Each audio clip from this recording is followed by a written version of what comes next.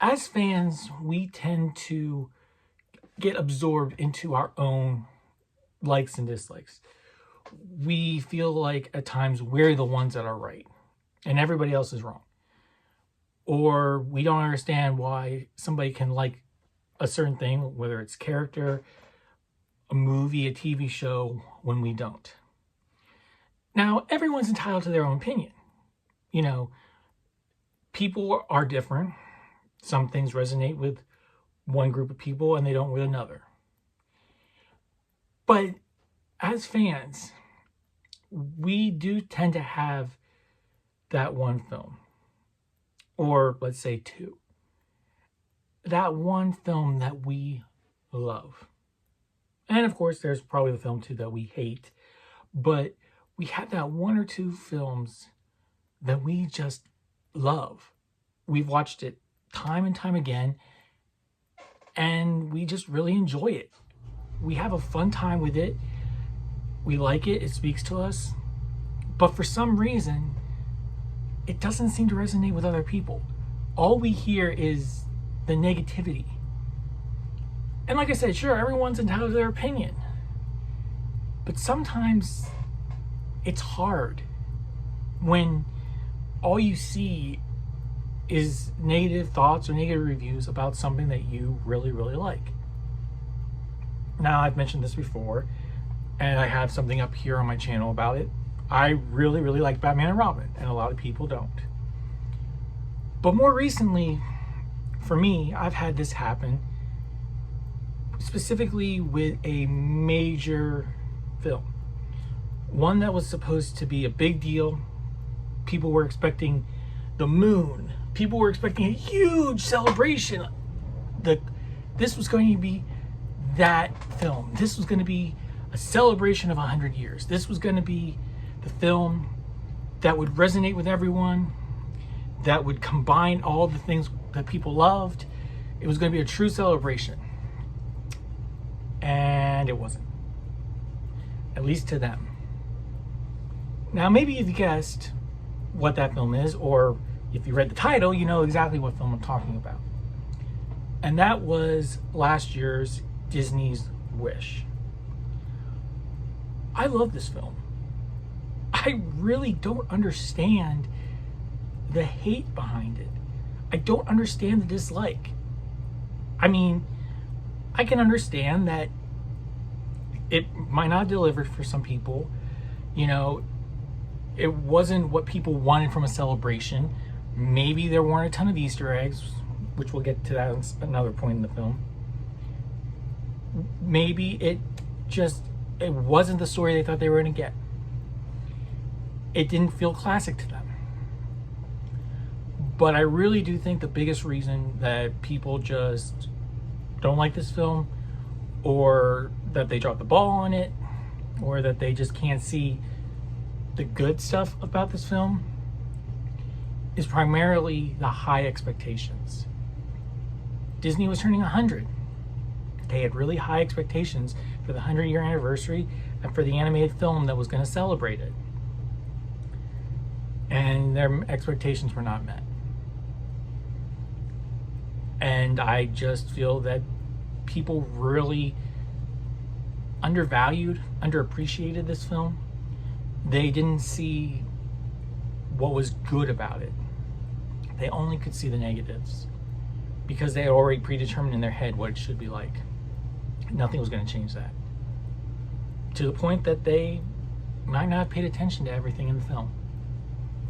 But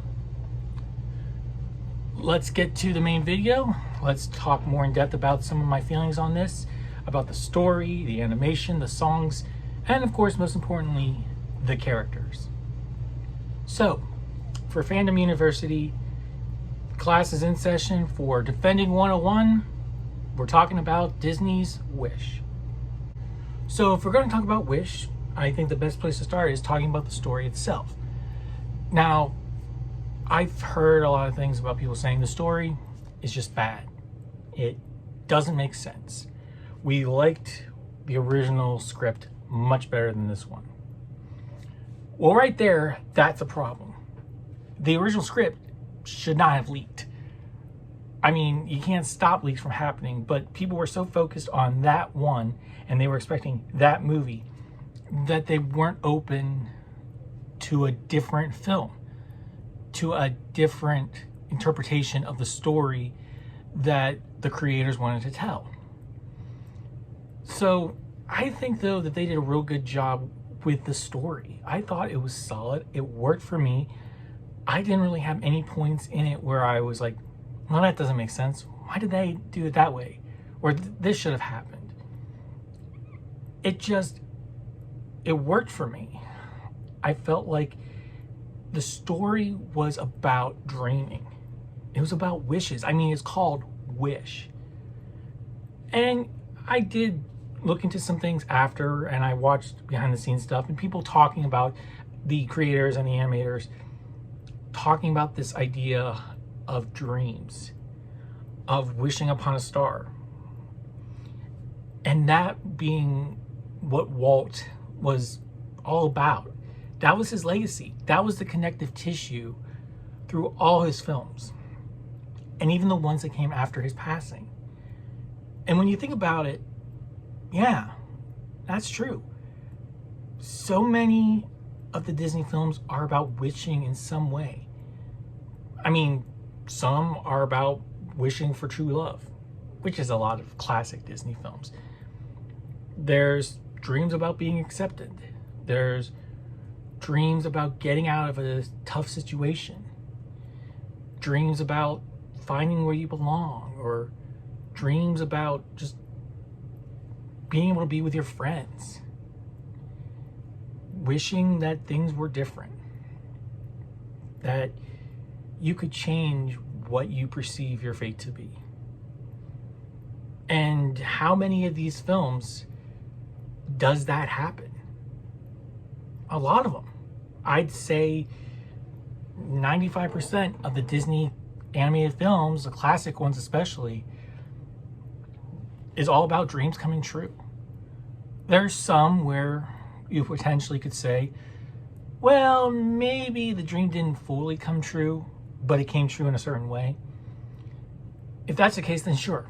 I'd say 100% of the Disney films, well, okay, I'll take that back. 99% of the Disney films, because I'm sure there's one out there I'm not thinking about, the dreams do come true. Or they come true in a way the person couldn't imagine. And this movie is about that. This movie is all about wishes. It's about dreams. And I really think at the core of this movie, it's trying to say, don't give up on your dreams. Don't give up on your wishes. It's something a lot of us do. And I'll admit I'm guilty of it. I know there's plenty of wishes and dreams I've had that I either gave up on or just seemed like, what's the point? But this is a film about not giving up on them. And it's also not giving them up. Like I keep saying, not giving up on them, not giving them up. And that's exactly what the people in this movie are doing. They're giving up on their dreams by giving them to Magnifico. They don't realize that dreams take work. There's sacrifice. You got to work at it. And eventually, you will be rewarded. Or, admittedly, that's what we would like to believe. In the real world, let's just be honest, that doesn't always happen. You don't always achieve that big, big dream that you always wanted. But I think we all, at some point, we do achieve a dream. We do achieve a goal. Maybe not the big one in the sky, that dream we wish upon a star with. We might not always get that. But, we work hard. We chug along. We get help from other people. At the end of the movie, you see everyone's pulling together. I mean, you see the lady who wants to fly. They introduce her to a person named Peter who does Peter Pan. And they start working together on a way to fly. And it looks like it's going to be an airplane of some kind.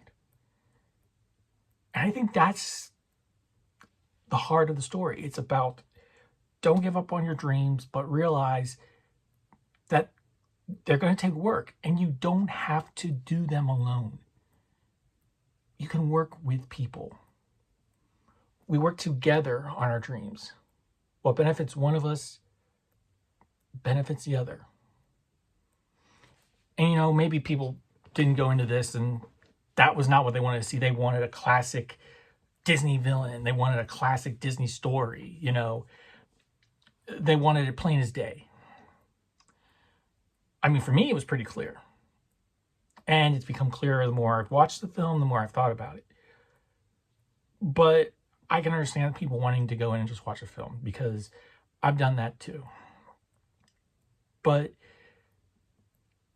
it's also an idea of being selfish versus being selfless. Magnifico is the selfish person. He's the one that wants to keep all the dreams for himself. He wants to control everything. He wants to control the people. He wants to control their destiny. He wants to hold on to the dreams. All for him. But then you've got our hero, Asha, who is selfless. She does not care about her dream. She realizes that that's not what's important anymore. She just wants to get her grandpa's wish back. She wants to get her mother's wish back. And ultimately give the wishes of all the people back. I think the idea of Magnifico granting one wish, or maybe 4 wishes a year, I think that symbolizes the idea that, some people do get lucky. Sometimes good people get very lucky and get things they want and they deserve. Sometimes bad people get lucky too. And I'll say this right now. I'm not trying to put any of my thoughts about, politics or relationships or society or psychology, anything like that I'm realizing some of this may come across as. All of this is just from the film and putting into things that I've thought about. The other thing people have mentioned is cameos or references, Easter eggs. And apparently in that original script, there were a lot of those things. Honestly, for me, I kind of felt like they took me out of the movie at times. Oh, sure, they were interesting. Having Star put the Mickey Mouse ears over the castle, that was humorous. I mean, that was clearly going to happen. We knew that. As soon as the camera panned out and you saw Star go up, it's like, oh, I know what's happening. And yeah, Perfect Nanny, Mary Poppins, Flying, Peter Pan. I don't know, though, if having more in the film would have helped.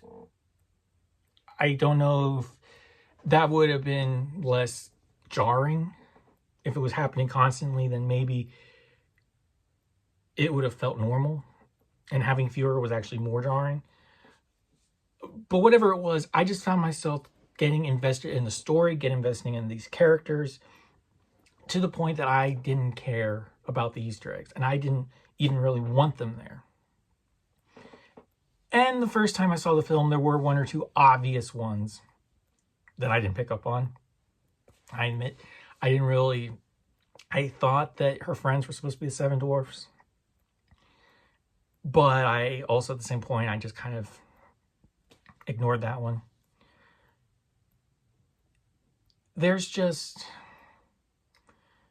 I think there's a lot more to this story than people realize. I think if they were to approach it again, maybe take into consideration these ideas, I think they get a lot more appreciation for the story itself. But what's a story without characters? There's another aspect of the story that I remind myself of that a lot of people seem to be like, they don't understand it, which actually will fit in real well while we're talking about Asha. And that's the idea that by the end of the film, the crowd turns on Magnifico so quickly. I mean, it starts to build through the film, into the middle, where he comes out and he says, "That was not my magic. That's forbidden. I'm going to protect you." And, her friends start questioning him, which cause other people to question him. And they're like, that doesn't make sense. They seem perfectly happy. They're willing to give up their wishes. Why do they turn on him all of a sudden? The simplest answer is it's human nature. Duh. I mean, how often do us as human beings just turn on a dime, turn on a snap? 1 minute we can be best friends with somebody, and then they say something, and we're like, nope, you're dead to me. Goodbye. The same thing happens with families. How many stories do you read? Or how many times does it happen in movies and television where a family's estranged, they haven't talked in years, and then something happens and they come back together and they're a family again? It doesn't seem that far-fetched to me. It's just, like I said, it's human nature. It's how we are. We flip-flop back and forth our feelings on things constantly. That's why things happen the way they do in the world. And I mean, I think people also, the main cast here is just naive. They're naive as to what's going on, what truly matters, what is really happening. Plus, Magnifico is manipulating them. He dangles their wish out in front of them and says, if you give me your wish, it might come true. You have a good chance as anybody for your dream to come true, for your wish to be made real. When in reality, it's not. They don't have an equal chance because he decides which wishes come true. It's all about manipulation. And that's why people turn. Their eyes are starting to be opened as people mention things, as things are questioned.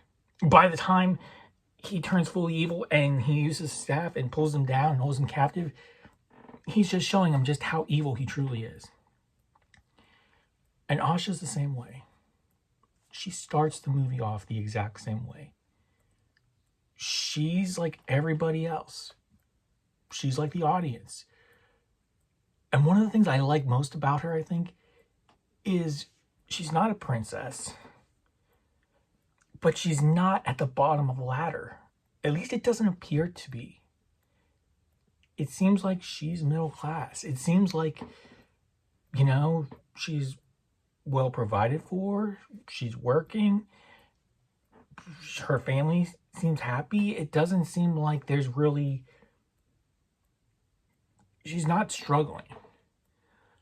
I mean, you could say, well, the house isn't in the city. It's not as high as the ones in the city, but it just feels like she is the every person, the every man, the every woman. She's us. And I think that is a nice change of pace. It's like I said, she's not the top of the ladder, not king, not queen, not a princess or a prince, but she's not at the bottom of the bin either. She's not a beggar. She's not a street rat. And I think that's nice to see that type of character here.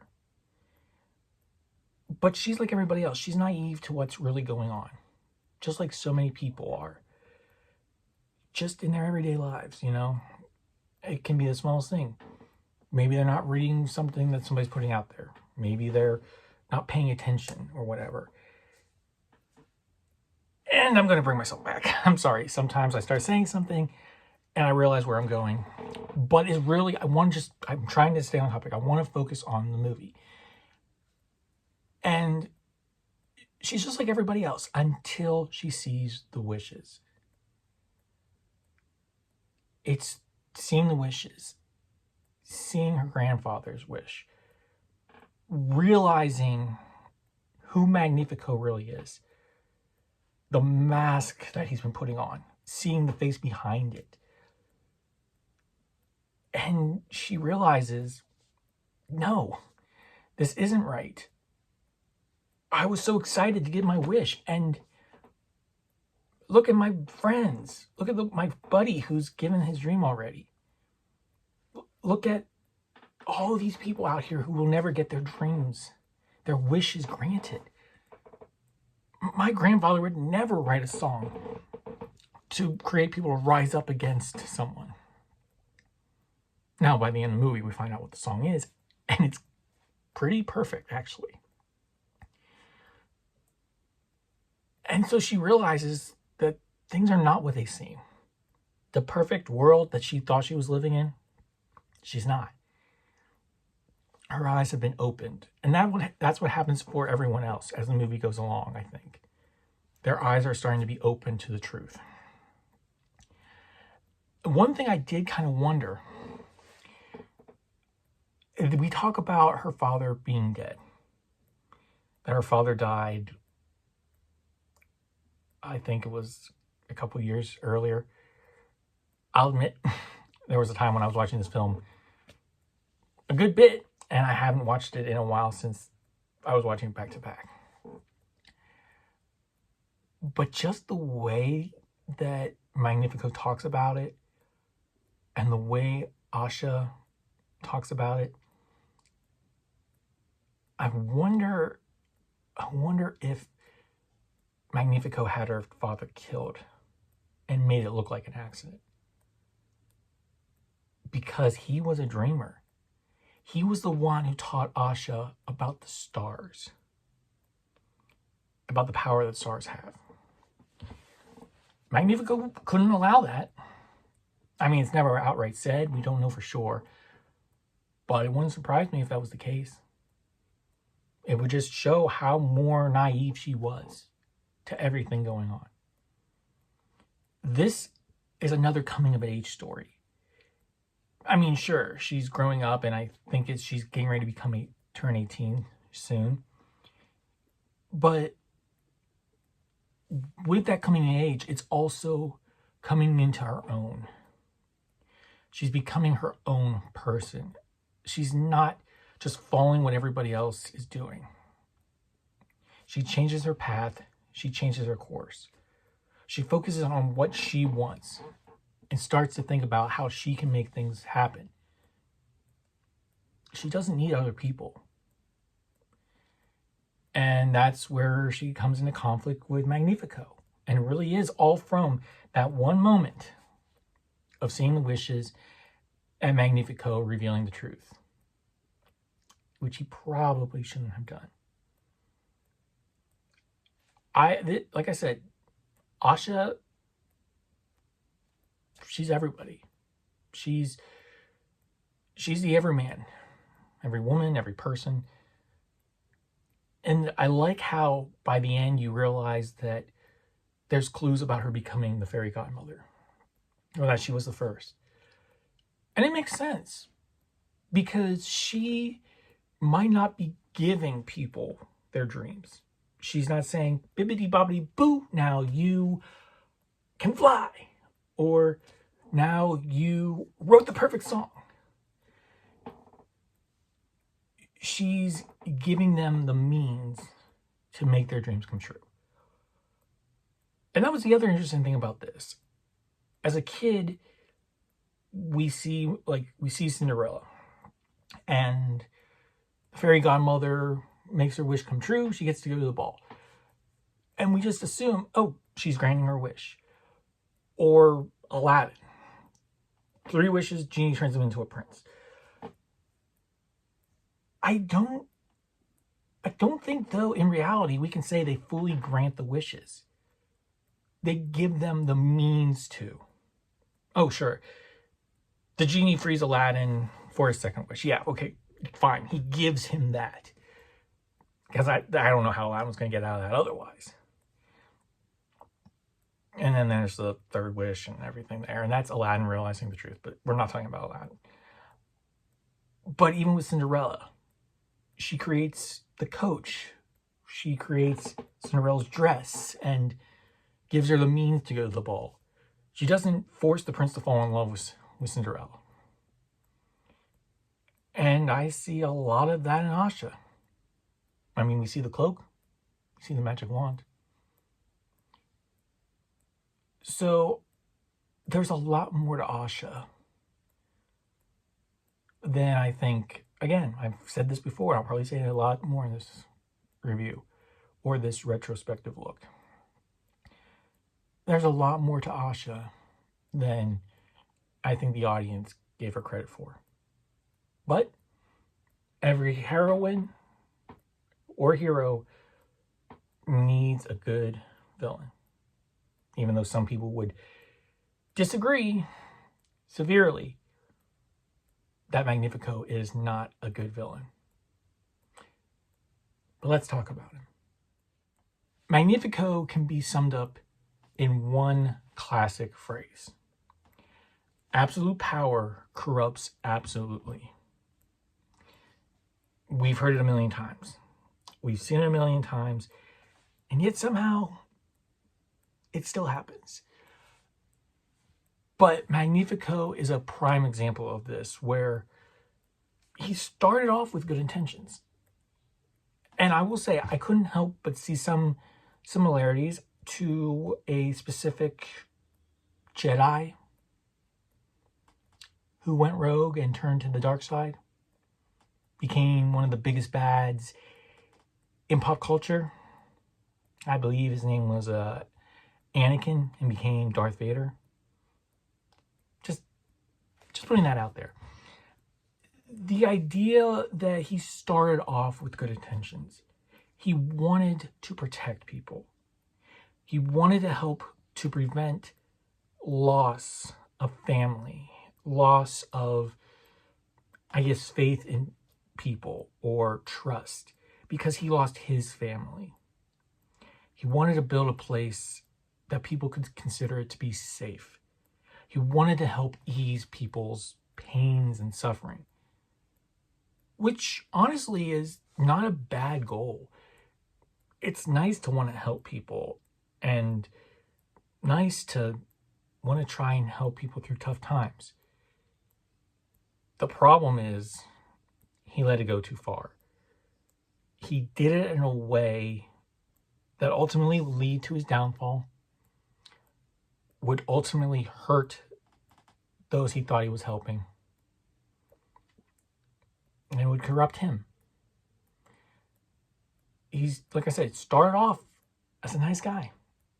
I'm sure of it. I mean, we don't get to really see that in the movie, which, you know, maybe that would have been nice to have seen a little bit more, but you get the basic gist of that from the opening monologue, which I love. I love having the classic fairy tale book. I love that aspect of it, just saying. But he allows himself to be corrupted over time. He chooses the easier way, like Anakin choosing the dark side, the quicker path to power. Magnifico did the same thing. He chose the easier route, which was just collecting all the wishes and not giving them back. Giving back a few at a time. Went about the easy way. Instead of working for his magic, he figured out a way to trap Star. He used dark magic instead of focusing on light magic.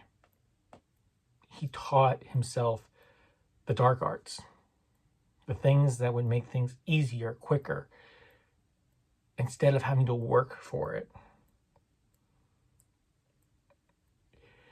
He was so focused on getting that power. He was so focused on keeping it that he didn't care what he had to do to get it. We see hints of his goodness in the beginning of the film, but pretty quickly we see that he's not who the people think he is. That turning point for him, the true turning point for him. Most people would say, oh, it's when Star comes down from the heavens. When he sees a magic that he is not doing, that he can't control. And yeah, that's the start. That's the start of his complete turn. But the truth is, I believe it's when he's questioned. The first time he's questioned, specifically, it's by one of Asha's friends, which he doesn't know that. That's when we start to see his armor fully crack. Now, granted, it doesn't break apart and reveal the true monster inside till he opens the Book of Dark Magic and goes down into the catacombs, which you'd have to think they'd been there for a while. Something clearly was going on, so maybe he'd been spiraling over time. It's him grabbing, tricking, and pulling Star into his staff, subjugating his subjects by pulling them on the ground, punishing them for ever questioning him. So I think it truly is the moment when he's first questioned about something that he breaks. He still hides it, but that's his true breaking point. He doesn't like to be questioned. He'd rather be listened to and obeyed and, I guess, trusted. But pure loyalty, he doesn't want anyone to think that he's wrong. Which leads into the idea of vanity. He's so full of himself. He can't see what's happening right in front of him. He can't see what's happening to himself. He can't see the person he's becoming. And he talks all about it in his song. How many mirrors are around his castle, around just even his room, around where he does his magic? And he's always talking about me. How am I going to do this? Why won't they listen to me? He says that a lot. And you could say that he gets what he wants. He gets who he truly is at the end of the film. Because he gets sucked into a mirror. Or you could say, oh, but he gets sucked into a pendant. He gets sucked into a mirror. It's a split second. Unless you know it's there, you blink and you'll miss it. You see his face become the magic mirror in Snow White. Mirrors are all about vanity. Now, yes, don't get me wrong, mirrors are good. They help us look our best for events, or we can see if we look good for other people. But honestly, even that, mirrors are about vanity. That is another thing in many Disney movies. The bad guys are all about themselves. They can't see where they're going. They can't see the person they're becoming. So many times it is about absolute power or controlling another person. Real quickly, let's look at the two movies I mentioned once before. Cinderella, evil stepmother. She wants to control the outcome of who the prince marries. She wants it to be her daughters. She wants to have power and influence. What does she do? She locks Cinderella away. She makes her ugly daughters do whatever they can to make the prince love them. Jafar, he's so full of himself that he believes he can run the kingdom better than the Sultan can. The Sultan's a child as far as he's concerned. He's vain enough to say, I am the most powerful person in the world, so therefore I should be the one who rules the kingdom. Because he isn't a genie yet, so therefore he technically couldn't rule the world. But also as a sorcerer, he could do so much. That's why he wants the lamp. He wants the lamp to improve his own vanity. To improve who he is, to show how good he is, why he should rule when others shouldn't. But there's always that hint with our heroes. There's an idea of vanity there, but they see themselves in a different light than the villains. I think Magnifico's just another villain in the line of Disney villains. It works. It makes sense. It's just we're not seeing his full story. That's the only difference, really. And there's so many villains that we haven't seen their full story. We get more from Magnifico, I think, than we get from other villains. Again, Jafar, he already is trying to get the lamp at the beginning of the movie. We don't see how he gets to that point. Another beloved one, Scar. He already hates his brother. He already hates Simba. We don't see how he became that way. I mean, you get hints of it if you end up watching the show Lion Guard or Simba's Pride. They hint at stuff, or you read other things. Or if you go see Mufasa coming out, then you might get an idea of that version of Scar. It's not just before anybody says it, I was not paid to put that in there. So I think Magnifico is right in lines with the other great villains of Disney. I'll admit, maybe he might not be as memorable as some, but he has many of the same attributes that so many great Disney villains have.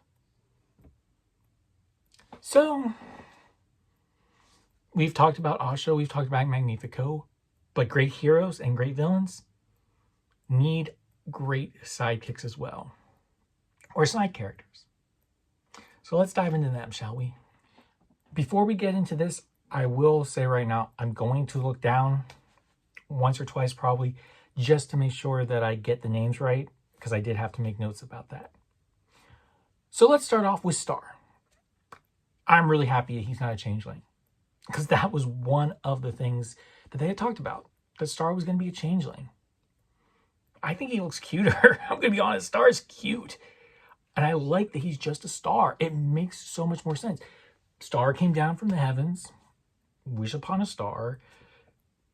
It just works better, I think. And the fact that he doesn't really talk, I think it's adorable. And from a story perspective, if you pay attention, it only adds to Asha's character, because he's up there acting like a little kid at times, which is cool because he's new to Earth.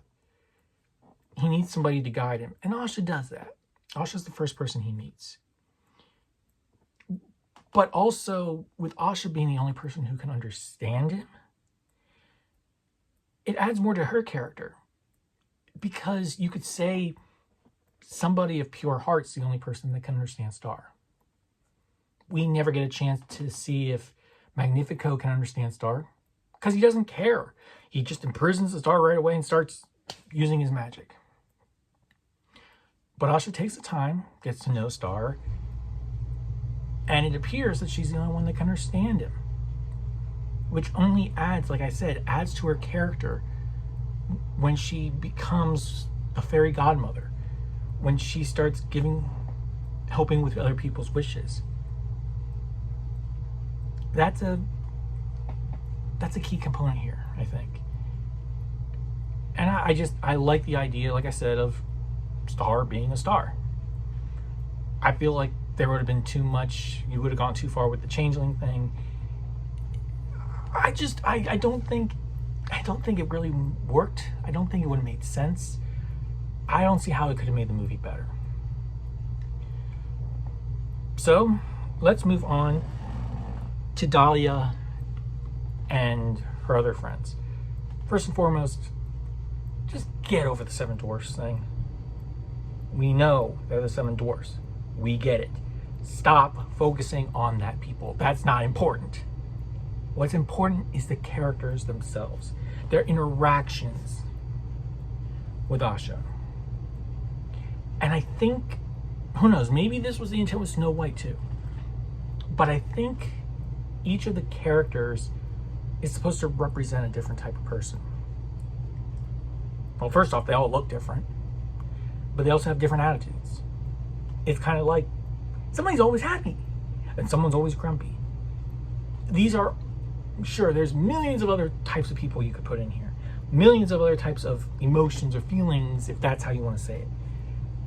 But I feel like we just get 7 different people who just happen to be like the dwarves, which is a callback to the very first film with Snow White. And again, get over that. I'm sorry, but it doesn't really matter. And it just helps show the different type of people that live in this world and our world in general. And then you do have to have that one character who, we'll say, goes along with the grain or shows what happens given a certain situation. Someone who fully believes in what's happening. And yes, the crowd does, but you need to have that character that you believe in, that you trust in. Because the sense of betrayal for Simon, I don't think it would have worked as much or worked as well if it was somebody else. With Simon, we get to see what happens when your wish gets taken. We get to see the idea of somebody who's lost the desire to try new things, lost the desire to try and be better, to try and follow through on their dream. Someone who's forgotten about it. That's Simon. Simon's that person who's willing to do anything, though, to get it. To get back what he lost. The sense of betrayal there, it wouldn't have been as strong if it wasn't one of her friends. But then you need that redemption arc, too. I don't think the film would have been as good. I don't think it would have worked as well if you didn't have Simon come back from the brink. If it wasn't for the fact that it was magic that in the long run turned him truly dark, should we say evil even. Yes, we've used that excuse many, many times in many, many movies. And some people were like, that's no excuse. Even though he knew what he was doing and he still did it, so he should. That's not what this is about. This is a movie about friendship and about forgiveness, about wishes, about acceptance. And that's where Asha's friends come in. And I'll be honest. Dahlia, sorry, I have to look again. Giving her a disability, again, just adds to everything. It's that inclusion of many different types of people. And it works. So let's talk about the comedy relief. Valentino. One of the characters many, many, many people hate. They just don't like him. They say he's pointless. You know, maybe he is. Maybe of all the characters, he's the one that doesn't really serve a overall narrative purpose. But he's funny. I think he's funny. He's the comedic relief, or comedy relief, I'm sorry. That's his job. And we all need some comedy in our lives. You know, maybe he's that friend you have that just, you're like, oh God, you're saying something so dumb, but it's funny. You know, that person that just so excited about everything. And the reason I don't have as much to say about him is just basically what I said. His primary reason for being, I'll admit, is the comedy relief, is to fill the animal sidekick role that so many Disney films have. But yet you complain about it. But yet you're like, we want more Disney. We want to celebrate Disney. How much more Disney can you get than an animal sidekick? And one that's funny. And some of them are annoying too. You like them. Why is Valentino any different? I don't see the difference between Valentino and other characters. Like Alan Tudyk's other character. Jaime, or the chicken from Moana. That chicken there's no purpose in the film besides comedy. And I know so many times I'm just like, oh God, really? Yet people love him, but they don't like Valentino. I don't get it. So, yes, wanted to get this right. Then you have Saba and her mother.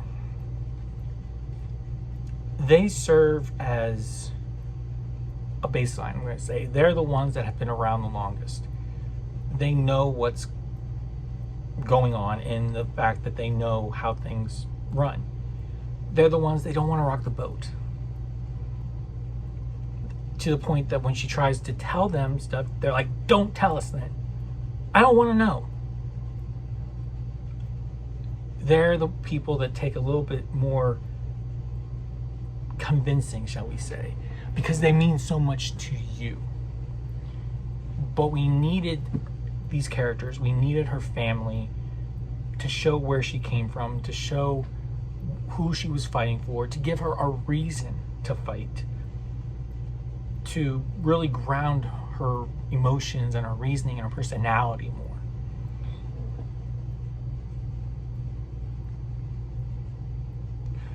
Oh yeah, sorry, I had to focus on what I was saying.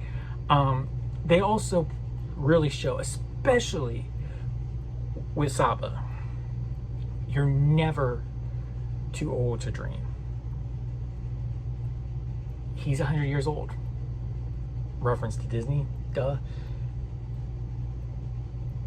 But yet he's still dreaming. He still wants that dream to come true. He still, when he gets his dream, his wish back, he goes right back to playing. And what song is it that he makes? When You Wish Upon a Star.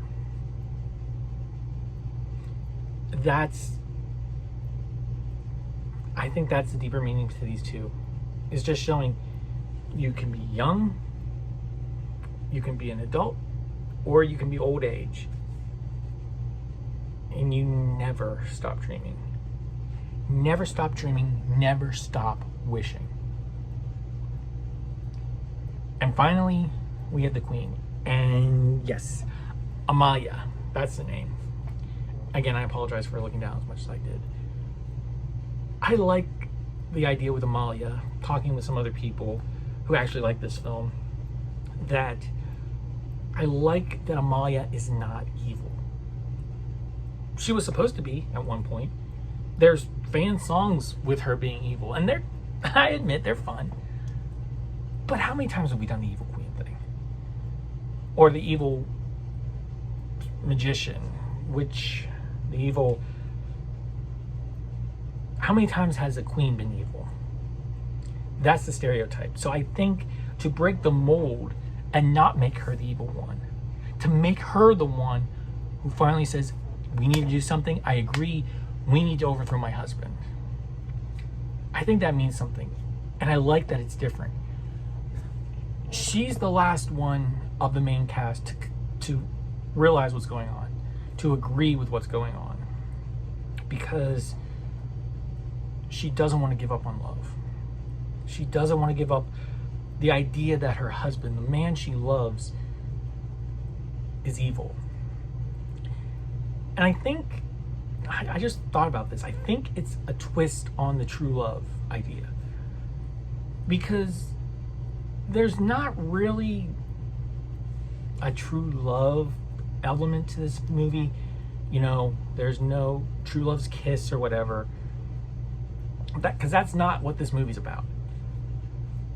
So in a sense, it's kind of flipping that on its head too. It flipped the idea of who the bad person is in a relationship, who we always assume is the villain in these fairy tales, on its head. And the fact that you might truly love someone. You might believe in everything that person's done. But you don't know who they really are, and you're not willing to accept who they really are. You can only see the good in a person, which is not a bad thing. Seeing the good in a person is a great thing. But she helps the audience to realize that there's a darkness in everyone.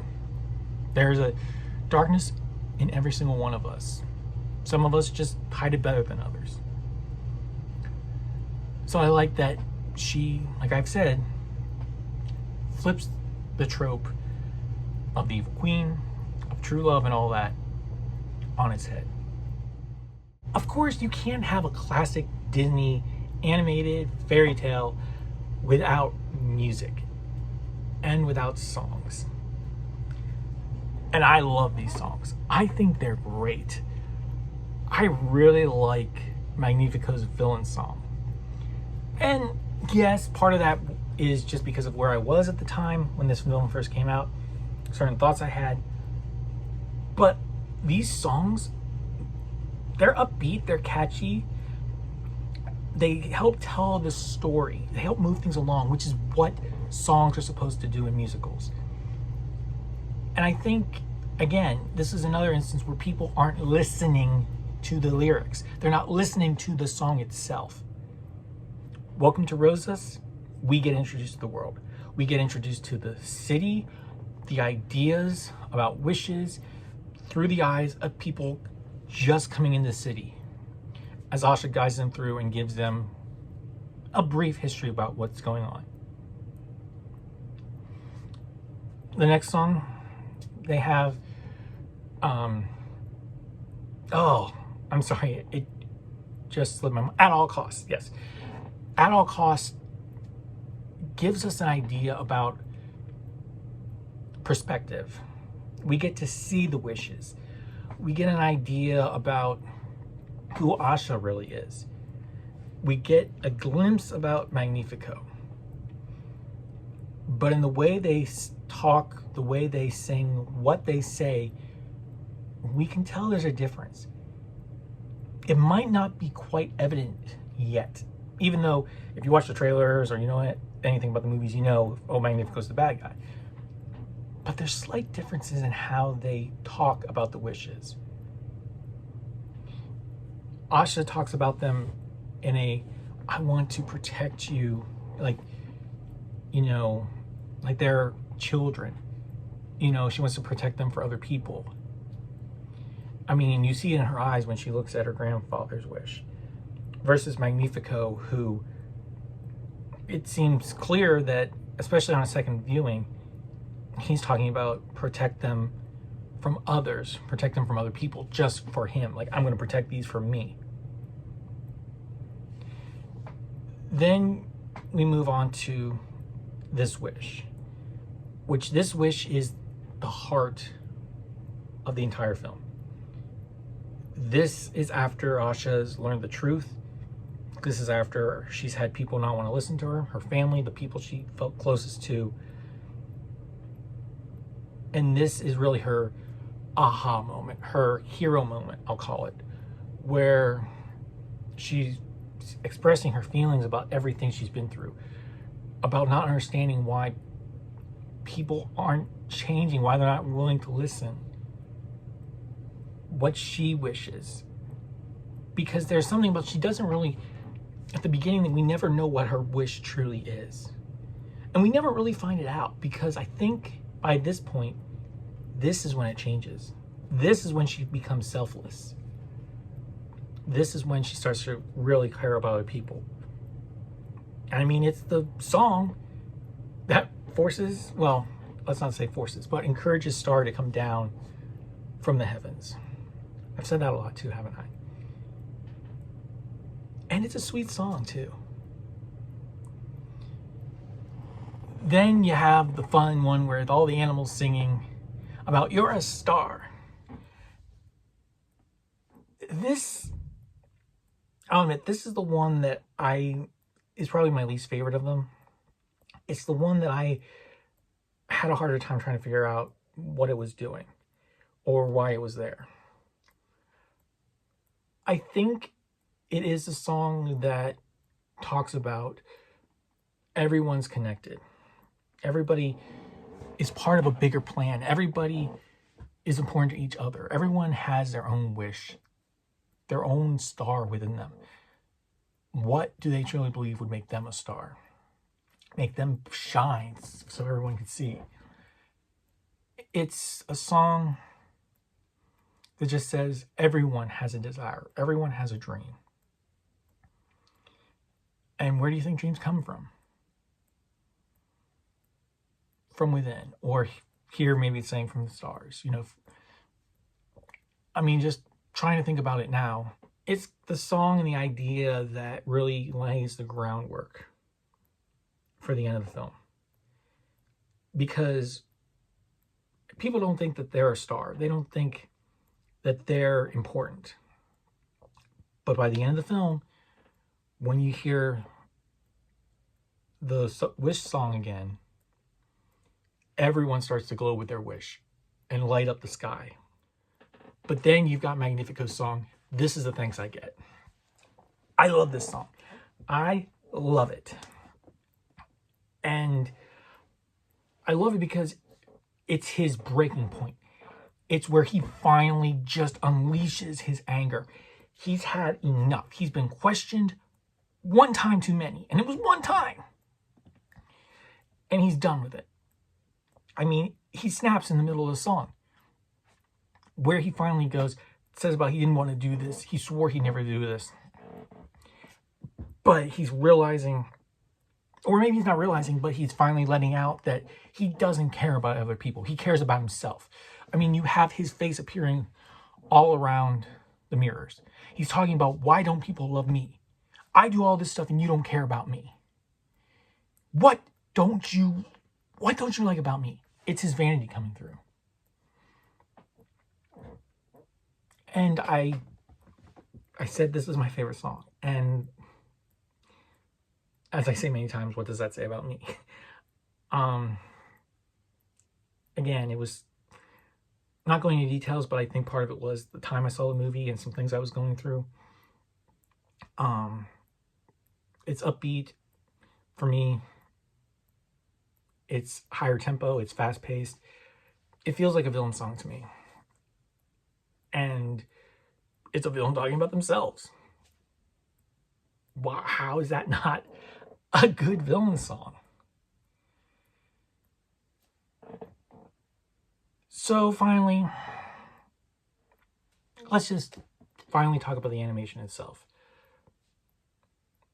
I like the animation. It looks good to me. I enjoy it. I like the uniqueness of it, I feel like.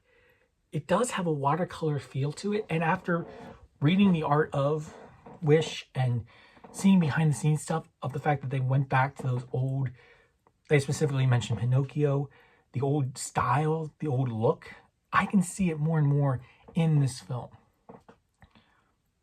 I like the animation. I don't get what's wrong with it. It's interesting. It's different. I mean, like I said, it does have kind of a callback to the originals, to those old animated films. But I think that makes it better. I think that's neat that they actually went that distance and looked back and tried to make something a little different. And I'll praise them for it, because I'm definitely happy with the end results. So if you made it to the end of the video, thank you. I know this was over an hour long, but this is a movie I really enjoy, and I don't understand all the criticism it gets. There was one thing I forgot to mention that I wanted to bring up real quick. The reprise of This Wish at the end of the film. That's very, very important, because that's when everyone finally stands up for themselves. That's when they unite against Magnifico, and when everything comes to an end for him. Just something I forgot to. And again, I apologize for looking at my notes as much as I did. But with that being said, what are your thoughts? Are you one of the many people who don't like this film? Have you made you reconsider anything you thought? Do you still not like it? If so, let me know down below. Or are you one of the rare people like me who loves this film? Also, share down below why that is. But remember, be nice to each other. We all like some movies and we all dislike others. So don't forget to hit that like and subscribe button. And finally, remember, read what you love, enjoy what you love, and let's all work for a better fandom. I'll see you next time.